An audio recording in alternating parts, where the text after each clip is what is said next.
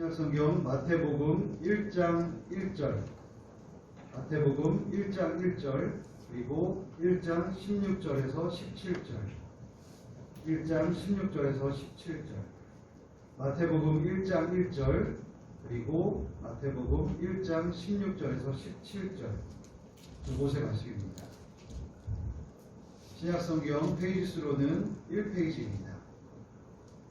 마태복음 1장 1절, 마태복음 1장 16절에서 17절 두 절의 말씀, 제가 한 절, 여러분들이 한 절 읽어보겠습니다.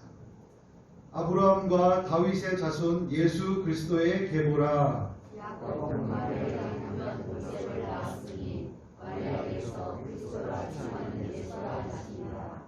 그런즉 모든 내수가 아브라함부터 다윗까지 연례되어 다윗부터 바벨론으로 잡혀갈 때까지 연례되어 바벨론으로 잡혀간 후부터 그리스도까지 연례되더라.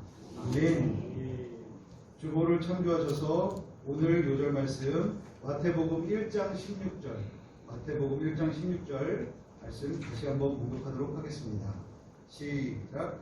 야곱은 마리아의 남편 요셉을 낳았으니 마리아에게서 그리스도라 칭하는 예수가 나시니라. 아멘.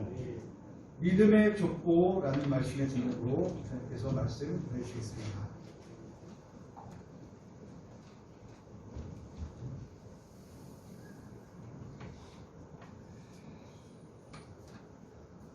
오른손으로 샬롬으로 축복 인사 나누면 샬롬. 주님과 샬롬으로 인사하십시다. 사랑하고 축복합니다. 인사합니다.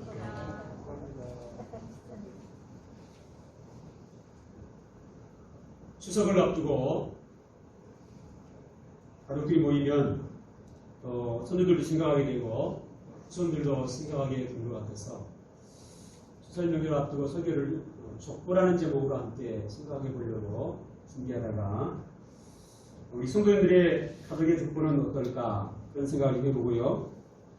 제가 성도 단체 카톡에 우리 성도님들의 가족들 족보가 있으면 저에게 좀 정보를 주시면 고맙겠습니다.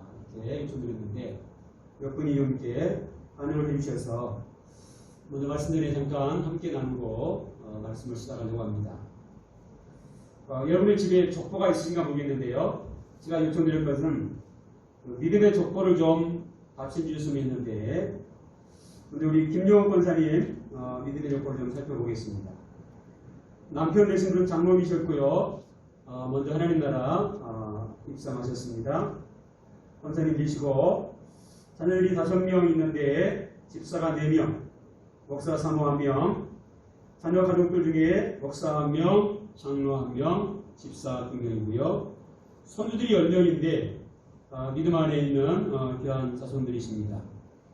2명이 신앙의 권면이 좀 필요한 기도 제목이 없지 않아 있습니다.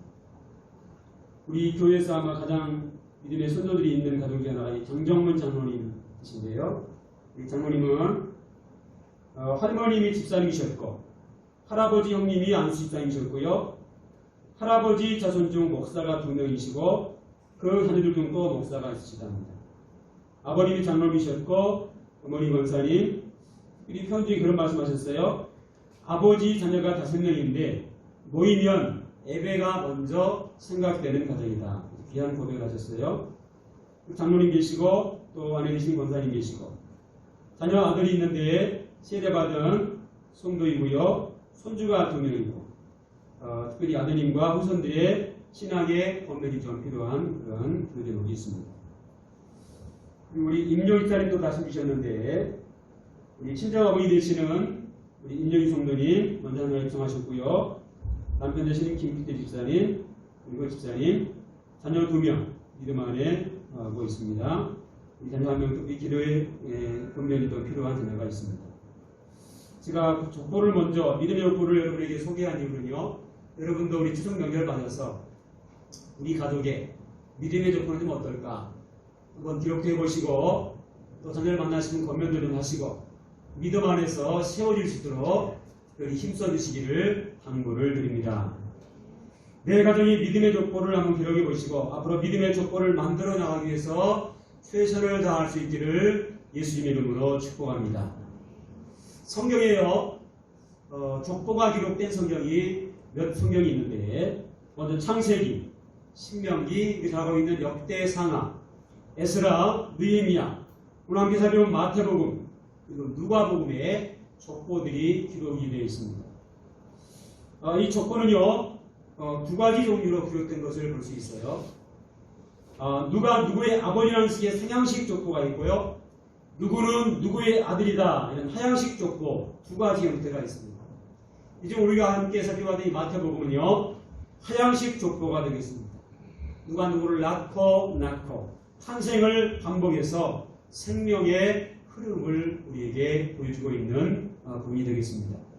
오늘 보면 1절 끝부분에 보면요 계보라고 하는 단어가 등장하죠. 이 계보라고 하는 단어는요 출생의 책, 족보를 의미합니다. 처음으로 성경을 읽으려고 하는 분들이 이 마태복음 1장을 읽으면서 첫 번째 대하는 게 바로 이 족보입니다. 좀 이렇게 처음 읽는 분들은 좀 이렇게 딱딱한 부분도 없잖아 있는데요. 놓치지 말아야 보입니다. 이 족보가 굉장히 중요한 거예요. 그런데 신약성경의 첫 부분이 마태복음을 시작하면서 첫 머리에서 누구도 상상하지 못한 족보가 등장하고 있습니다. 이 마태복음을 기록한 마태는 왜 족보를 자신의 복음서 첫머리에 등장시켰을까요? 하고 싶은 말. 기록할 내용이 굉장히 많았을 수 있어요. 그런데 왜 족보를 맨 먼저 처음부터 시작했을까? 마치 족보를 연구하는 역사처럼 족보에 집중했던 이유가 과연 무엇일까? 궁금하지 않을 수 없죠? 오늘 보면 1절 다시 보시면 이렇게 기록합니다. 아브라함과 다윗의 자손 예수 그리스도의 계보라 이렇게 기록합니다. 다시 말해서 이 족보는 누구의 족보를 말합니까? 예수님의 족보를 말씀하고 있어요. 그리고 마지막 17절 보시면요. 아브라함부터 다윗까지 14대요. 다윗부터 바벨론으로 사로잡혀갈 때까지 14대요. 바벨론으로 사로잡혀간 후부터 그리스도까지 14대라. 족보를 세 부분으로 3차례로 나누어서 아주 자세히 언급을 하고 있어요. 그런데 여러분 한 가지 좀 의문점을 가질 수 있습니다. 계보, 족보가 무엇입니까? 이 족보는요 한 집안의 사실적 관계를 증명하는 공식적인 문서를 의미합니다. 이 족보 안에 등장하는 모든 관계는 무엇으로 이루어졌습니까? 이 족보는요 혈통으로 이어져 있습니다. 그렇다면 예수님이 혈연적 관계를 통해서 이 땅에 오신 분일까요? 족보에 예수님의 이름이 등장하는 것을 보면 누구라도 그렇게 생각하는 것이 당연할 수 있습니다. 여러분 혈연 관계가 아닌 다른 사람이 족보에 올라온 경우를 보신 적 있나요? 없지요. 족보에 딸들도 등장하지만 이들도 모두 혈연을 가지고 있습니다. 오늘 이 마태복음의 이 족보를 보면서 여러분의 생각은 어떠신가요? 마태복음 서두에 예수님의 족보를 기록한 목적이 과연 뭘까? 궁금하지 않으세요? 오늘 보면 16절을 보시면 예수님의 족보를 기록한 목적을 우리가 잠시나마 좀 짐작할 수 있는 부분이 있습니다. 만약에 예수님께서 전통적인 혈연관계로 이 땅에 오셨다면 다시 말해서 남녀가 결혼해서 부부관계를 통해서 태어난 분이 예수님이었다고 한다면 예수님은요 구원자의 자격이 없는 분이십니다. 왜 그럴까요? 아담을 중심으로 인간의 혈통을 통해서 인간의 방법을 통해서 부부관계를 통해서 태어난 모든 사람은요 죄인이기 때문입니다. 만약에 예수님이 이런 관계를 따르셨다면 구원자로서 자격이 없는 분이란 말입니다. 예수님은 다윗의 가문을 통해서 이 땅에 오셨지만 우리가 잘 알고 있는 혈연을 통해서 태어난 분이 아니라 특별한 방법으로 이 땅에 오심으로 구원자의 자격을 가지신 분임을 오늘 본문 우리에게 분명하게 밝히고 계시는 것입니다. 그 증거가 어디에 있나요? 오늘 16절을 다시 보세요. 오늘 요절 말씀인데 문구를 자세히 한번 들여다보시기 바랍니다. 16절 같이 한번 다시 읽습니다. 시작. 야곱은 마리아의 남편 요셉을 낳았으니 마리아에게서 그리스도라 칭하는 예수가 나시니라. 아멘. 그럼 본문에서 보시면요, 예수님이 태어나신 사실을 기록할 때 다른 사람들은 어떻게 기록합니까? 남자의 아버지를 통해서 누가 낳았다, 누가 누구를 낳았다, 이런 표현이 정상적인 표현이에요. 정상적인 표현을 한다면 요셉에게서 그리스도가 나셨다, 이렇게 기록하는 게 정상이에요. 그래서 16절은 어떻게 기록되어 있어요? 누구를 통해서? 마리아에게서 그리스도라 칭하는 예수가 나시니라. 여러분, 예수님께서 혈연관계를 통해서 오신 분이 아니기 때문에 요셉을 통해서가 아니고 마리아를 통해서 그리스도가 오셨다 증거하고 있는 것입니다. 예수님의 족보는 무엇만 빌린 것인가 하면 다윗의 가문을 잠시 빌리신 거예요. 전통적 혈연관계를 통해서 오신 분이 아닌 특별한 방법으로 마리아를 통해서 예수님이 이 땅에 오셨음을 밝히고 계신다는 것입니다.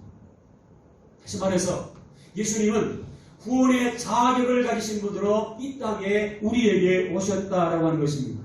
여러분, 예수님이 어떻게 태어나셨습니까? 우리가 함께 읽었던 17절 바로 이어지는 18절의 그 내용이 기록되어 있습니다. 우리 18절 말씀 같이 또 한번 읽습니다. 시작. 예수 그리스도의 나심은 이러하니라. 그의 어머니 마리아가 요셉과 약혼하고 동거하기 전에 성령으로 잉태된 것이 나타났더니. 아멘. 뭐로 잉태됐어요? 성령으로 잉태되었다. 이 말씀은 예수님께서 성령으로 잉태되심을 알리심으로 예수님이 아브라함부터 예수님 오시기까지 약속된 메시아임을 증거하고 있다는 것입니다. 이것이 바로 이 신약성경 마태복음의 서류에 하나님께서 족보를 기록하신 목적이라고 하는 것입니다. 그런데요, 신앙생활을 오래 한 분, 기본적인 어떤 신앙이나 그리고 신학적인 입장을 갖고 있는 분은요, 아멘을 받을 수 있어요.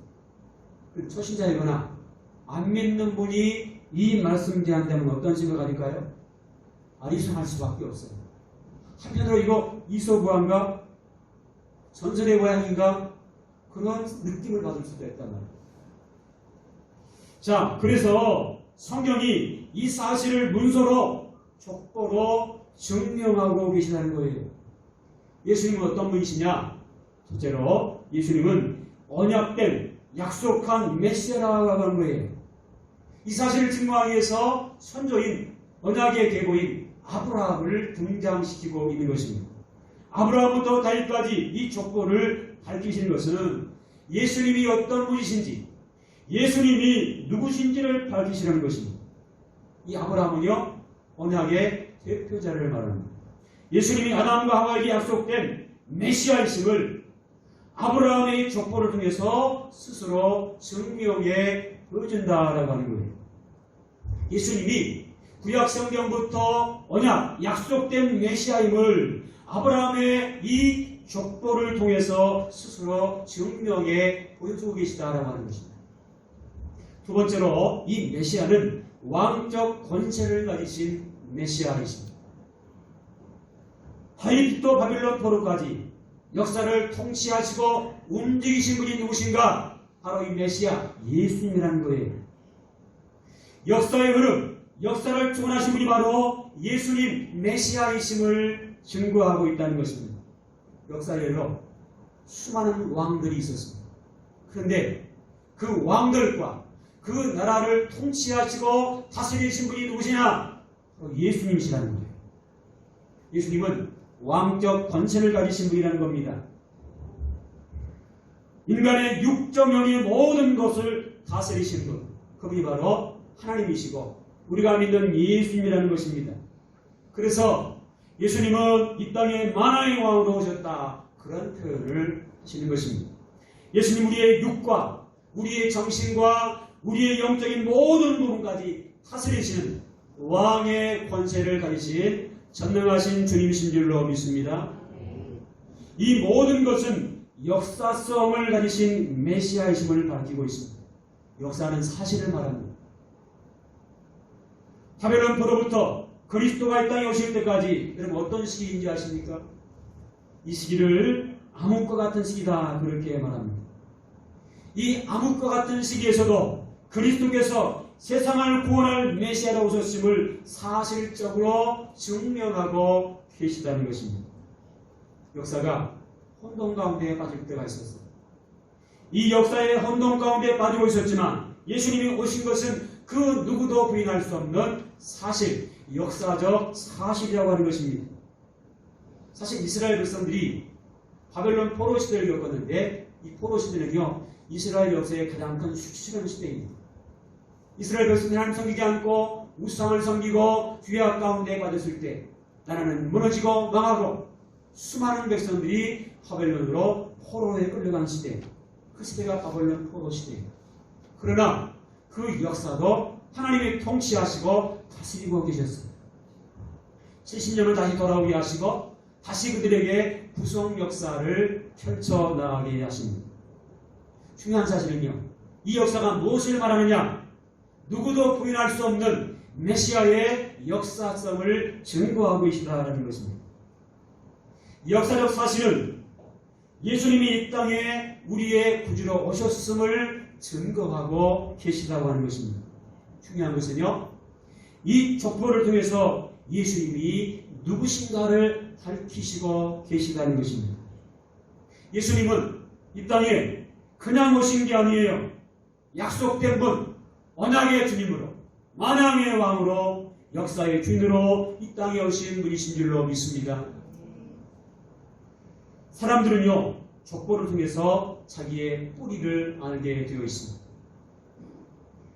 그런데요, 성경을 통해서 우리가 보는 이 족보는요, 인간의 구원을 위해서 사람으로 태어나신 하나님의 아들 예수 그리스도를 만날 수 있게 된다고 하는 것입니다.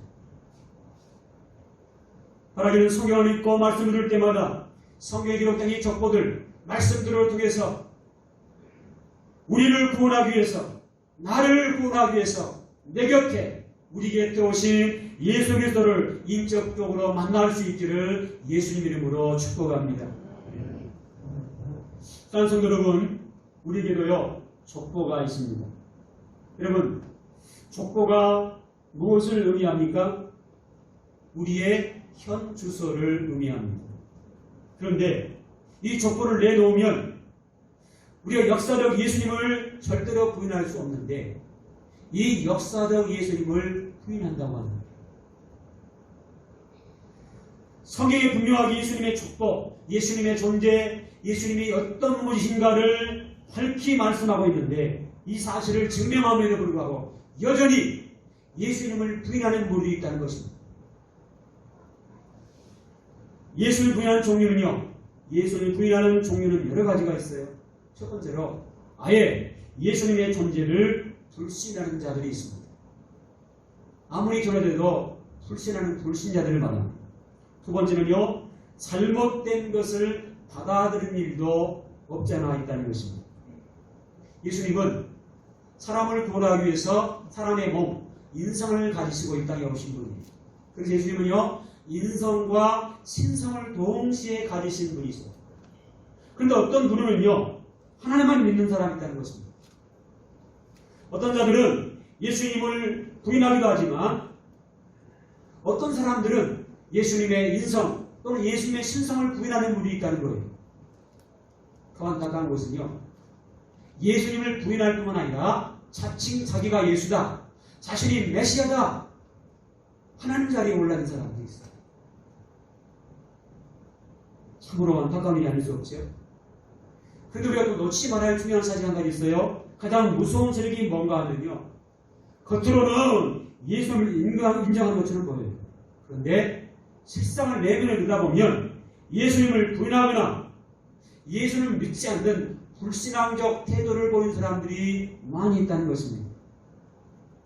여러분, 이들이 가장 문제입니다.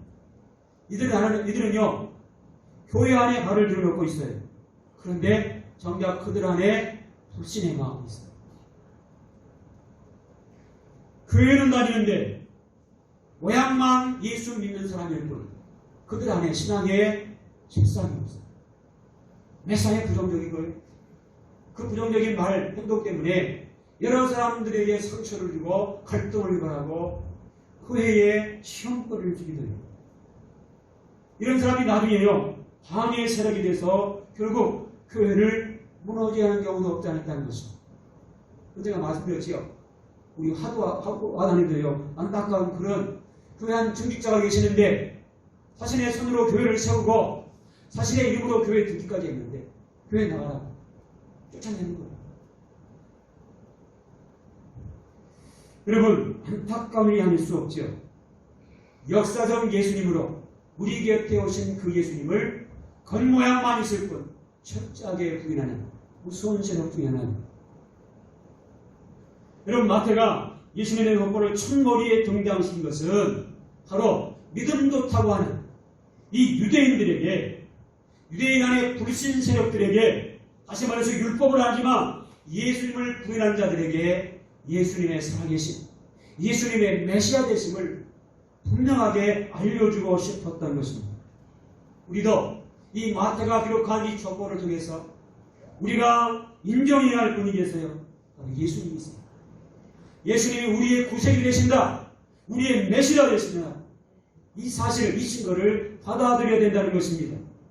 이것이 오늘 비록 딱딱하지만 마태복음 1장의 족보를 살펴본 설교의 이유이기도 합니다. 제일 무서운 것은요, 교회 밖에 있는 세력이 아니고 교회 안에 있는 불신의 세력들이라고 말씀드렸습니다. 그럼 우리가 오늘 말씀을 통해서 무엇을 받아들여야 될까요? 오늘 우리가 받아들여야 할 예수님은 어떤 예수님일까요? 첫째로 크게 한번 따라갑시다. 예수님은 나를 구원하시려고 이 땅에 오신 예수님이십니다. 예수님은 나를 구원하시려고 내 곁에 오신 분이십니다. 아멘. 여기 사실을 놓치지 않기를 바랍니다. 예수님은 나를 구원하기 위해서 내 곁에 오신 사랑의 주님이십니다. 예수님은 나를 구원하시기 위해서 내 곁에 오셨을 뿐만 아니라 나의 죄와 죽음을 대신해서 십자가에 못 박혀 죽어주셨고 사망 권세에 이기시고 사흘 만에 부활하신 생명의 부활의 주님이신 줄로 믿습니다. 여러분, 이것이 복음이고 복음의 핵심인 것입니다. 다시 말해서 이 구원의 자격자로 우리 예수님은 우리 곁에 오셨음을 이 족보가 증거하고 있다는 거예요. 하나님께서 성경을 통해서, 다윗의 가문을 통해서 성령으로 예수님이 우리 곁에 오셨음을 말씀하고 계시는 것입니다. 두 번째로요, 성경은 이 예수님을 믿고 구원에 이르라 힘주어 강조하며 교훈하고 계시다는 것입니다. 예수님이 땅에 오신 이유는 바로 믿음의 대상이 되기 위해서입니다.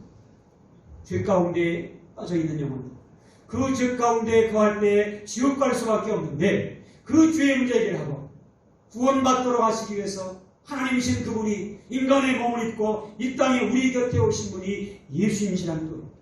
그 예수를 믿고 죄의 문제, 죽음의 문제 해결받고 구원받으라고 말씀하는 것입니다. 성경은 예수님을 믿음의 대상으로 예수 믿고 구원받는다고 하는 사실을 곳곳에 설명하고 증거하고 있습니다. 우리 몇 가지 말씀 함께 살펴보도록 합니다. 요한복음 14장 6절 말씀 같이 한번 크게 읽습니다. 시작.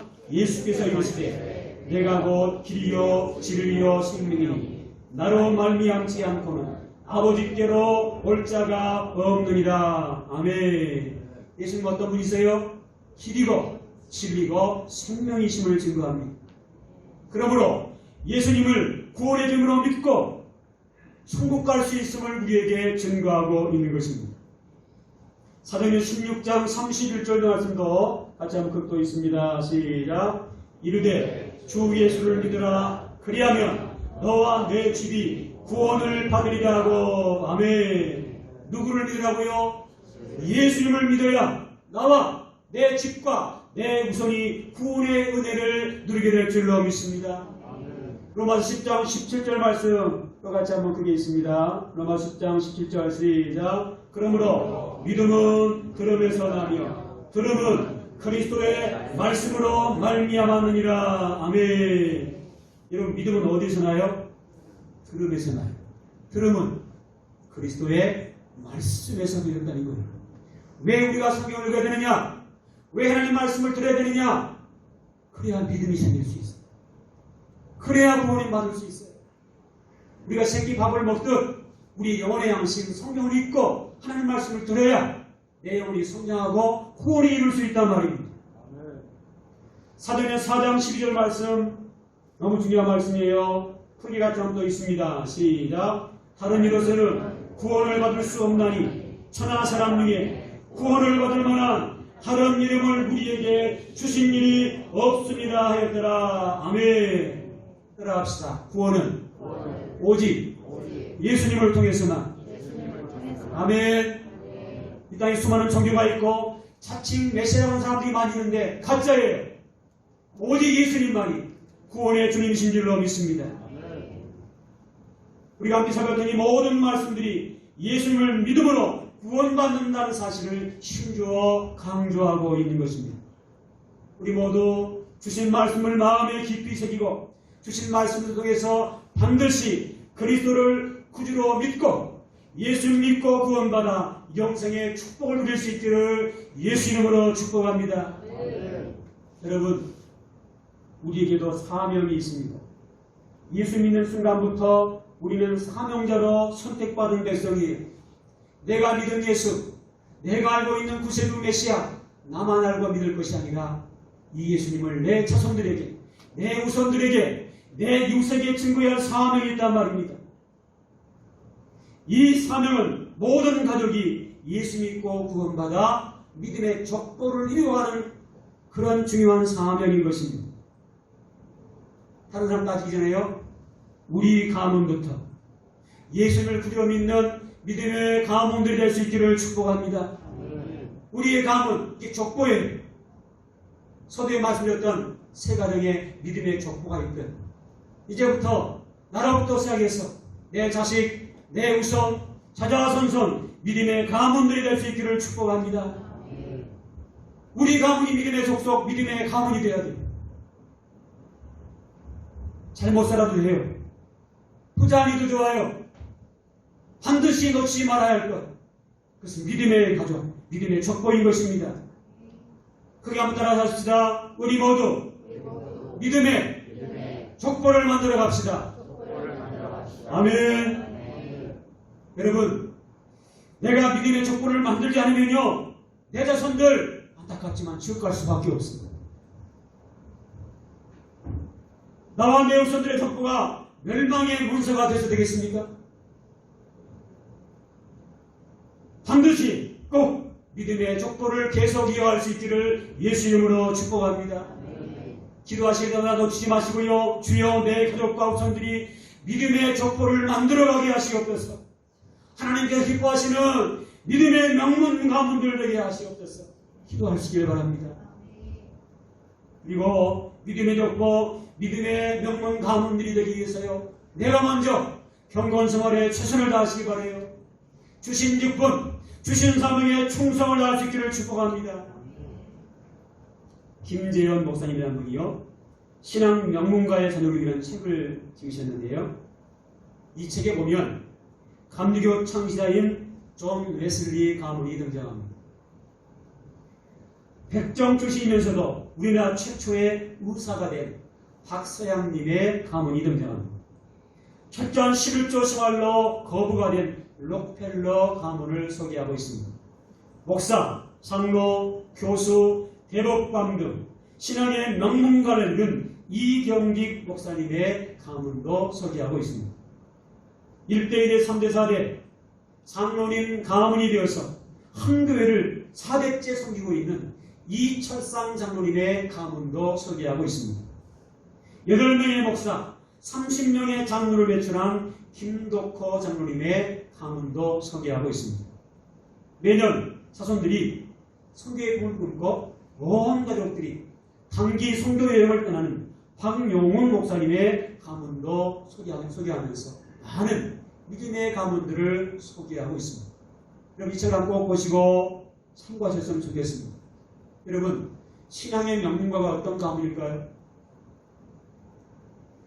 자녀교육에 온 신앙 1세대를 통해서 믿음을 낳는 가정이 되면서 2세대, 3세대, 4세대 계속해서 신앙을 정승해주는 신앙의 족보를 이어가는 그 가족이야말로 믿음의 명문 가문인 줄로 믿습니다.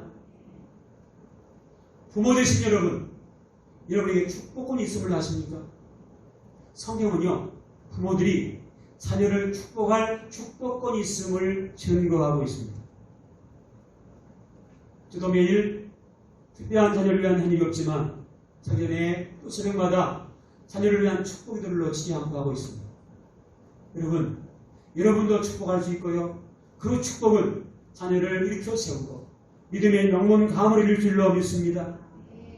미국의 매사추세츠주의 뉴샴포턴이라는 도시가 있습니다.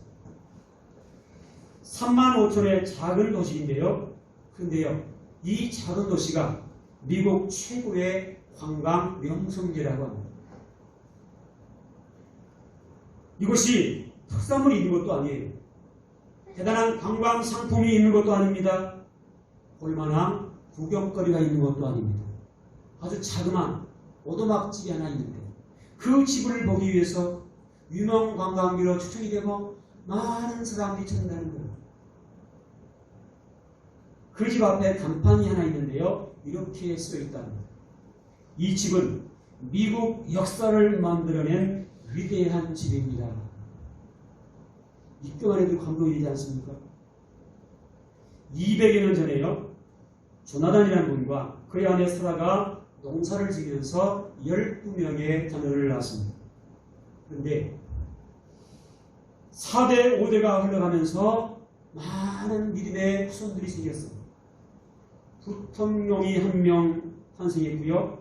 대학 총장이 13명, 3명이 주지사이고 3명이 시장, 149명의 유명한 변호사, 48명의 판검사, 무려 116명의 선교사와 목사를 배출했습니다.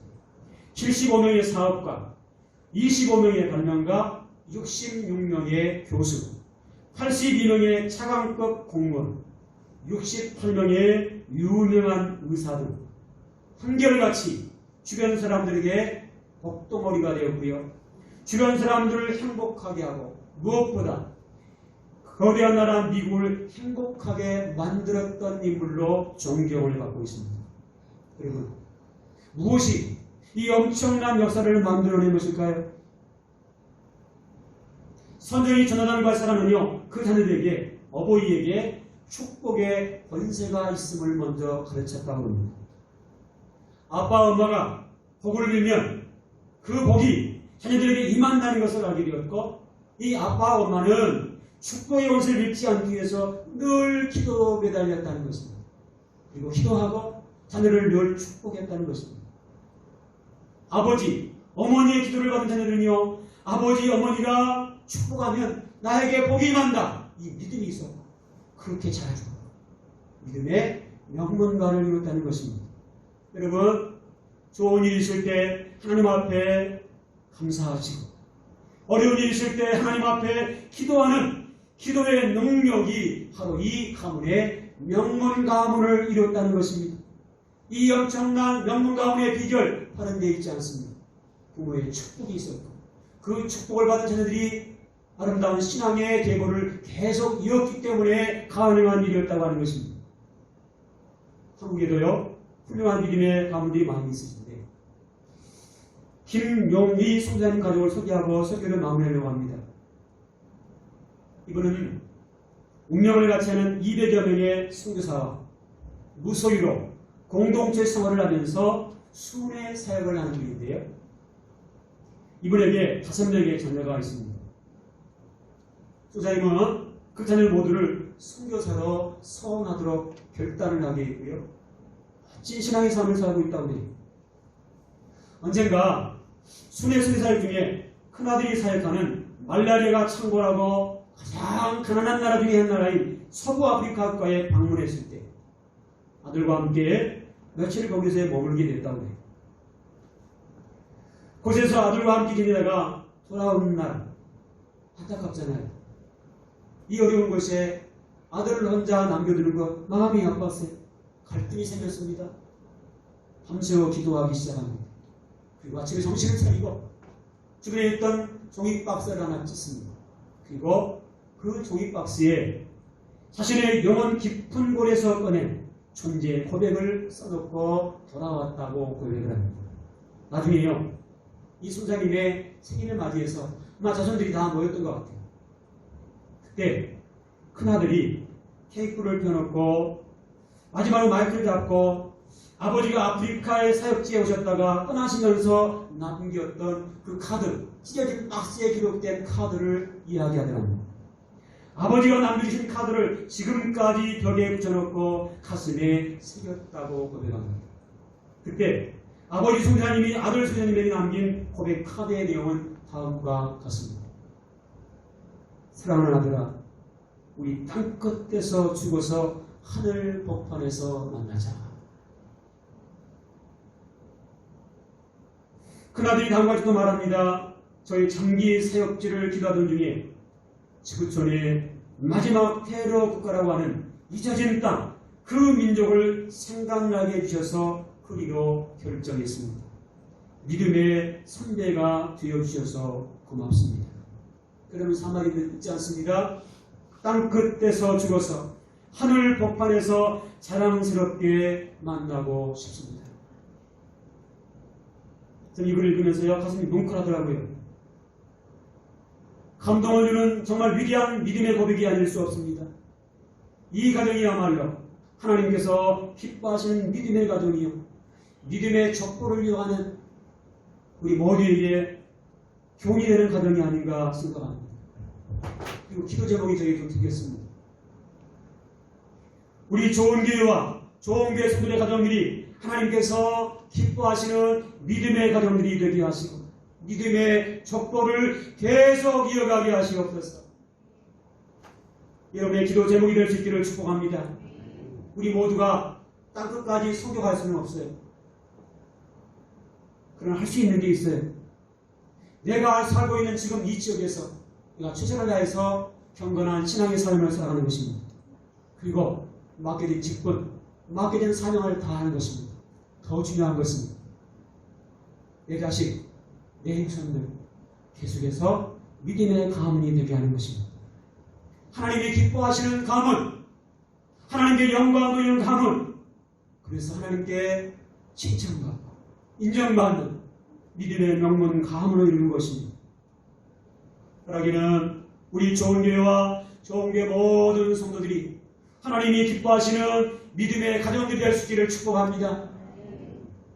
그러기 위해서 우리가 먼저 내 자신의 경건생활에 최선을 다하고 주신 직분, 주신 사명에 최선을 다할 수 있기를 바랍니다. 찾아전서 믿음의 명문 가문이 될 수 있기를 예수님의 이름으로 축복합니다. 같이 한번 기도하겠습니다. 주신 말씀 기억하시면서 우리 주여 한번 부르고 통성으로 기도하는 것 같습니다. 이 시간 기도하실 때요, 성경을 읽고 들을 때마다 성경에 기록된 족보를 통해서 나를 구원하시기 위해 내 곁에 오신 예수 그리스도를 인격적으로 만나게 도와주시옵소서. 우리 좋은 교회와 좋은 교회 성도들이 하나님께서 기뻐하시는 믿음의 가정들이 되고 믿음의 족보를 계속해서 만들어가게 하시옵소서. 찾아져서 믿음의 명문 가문들이 되게 하시옵소서. 내가 먼저 최선을 다해서 경건생활에 힘쓰게 하시고 나게 인직본 사명에 충성을 다하고 하나님께 영광을 드리는 복된 삶이 되게 하옵소서. 우리 주 한번 부르고 동성으로 기도합니다. 주여, 참 좋으신 하나님 아버지, 은혜와 사랑을 감사합니다. 말씀에 의지해서 기도합니다. 우리가 성경을 읽고 성경 말씀을 들을 때마다 성경에 기록된 족보를 통해서 나를 구원하기 위해서 내 곁에 오신 예수 그리스도를 인격적으로 만나게 도와주시옵소서. 우리 좋은 교회와 우리 좋은 교회선들의 가정들이 하나님께서 기뻐하시는 믿음의 가정들이 되게 하여 주옵소서. 내 자식들, 내 후손들 자자손손 믿음의 족보를 계속해서 만들어 나가게 도와주시옵소서. 자자손손 믿음의 명문 가문들 되게 하여 주옵소서. 혹시 아직 예수 믿지 않는 자손들, 예수 믿고 구원받아 영생의 축복을 누리게 도와주시옵소서. 믿다가 믿음을 생활 못하고 있는 이들 어서 속히 믿음을 회복하게 도와주시옵소서. 성령 그들의 마음을 활짝 열어주시옵소서. 우리 모두 단독까지 성교대 갈 수는 없어도 우리가 조직 관계에서 최선을 다해서 경건생활에 힘쓰게 하시고 하나님께서 맡기신 직분 사랑의 충성을 다함으로 하나님께 칭찬받고 인정받고 하나님께 영광을 드리는 복된 심령들 되게 하여 주시옵소서. 감사합니다. 고맙습니다. 나사렛 예수 그리스도로 명하노니 모든 성도들 성경을 읽고 말씀을 들을 때마다 성경에 기록된 족보를 통해서 나를 구원하기 위하여 내 곁에 오신 예수 그리스도를 인격적으로 만나는 복된 삶이 되어질지어다. 우리 좋은 교회와 좋은 교회 성도들, 이 시간에 예배드린 모든 성도들 가정들이 하나님께서 기뻐하시는 믿음의 가정들, 믿음의 족보를 만드는 가정들, 찾아던 믿음의 명문 가문들이 되어질지어다. 전 성도들이 최선을 다해 경건생활에 힘쓰고 하나님께서 맡기신 직분 사명의 충성을 다함으로 하나님 앞에 영광을 얻는 복된 심령들 되어질지어다. 예수 그리스도의 이름으로 간절히 축복하며 기도하옵나이다. 아멘.